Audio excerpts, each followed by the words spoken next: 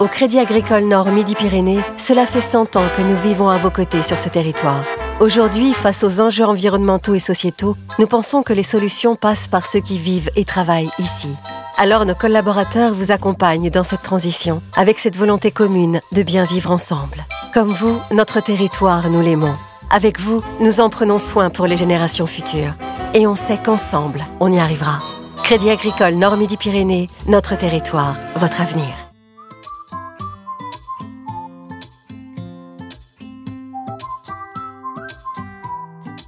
La Poste a fait un de ses axes stratégiques à la transition énergétique. Dans ce cadre-là, au niveau de l'immobilier, naturellement, donc, le photovoltaïque, les nouvelles énergies ont été mises à l'étude. Nous avons donc une réflexion en 2019 pour mettre en place sur nos plateformes courrier qui étaient éligibles des centrales photovoltaïques à destination d'une autoconsommation. Donc nous sommes partis sur une expérimentation sur 10 centrales au niveau national, dont celle de Donner-le-Château, avec la particularité de travailler sur une autoconsommation collective, c'est-à-dire de partager l'énergie produite par cette centrale. Cette centrale donc produit de l'énergie au quotidien. 70% donc de l'énergie est utilisée par la plateforme courrier.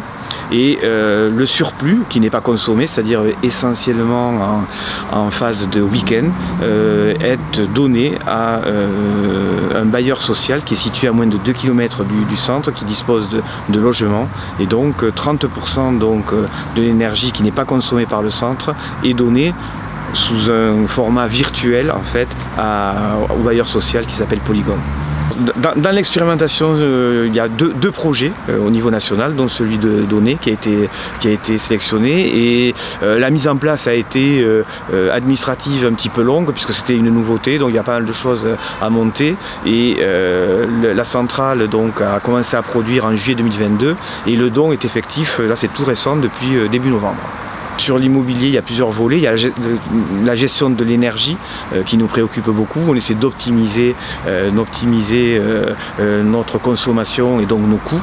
Mais on fait aussi, on a des axes sur la biodiversité.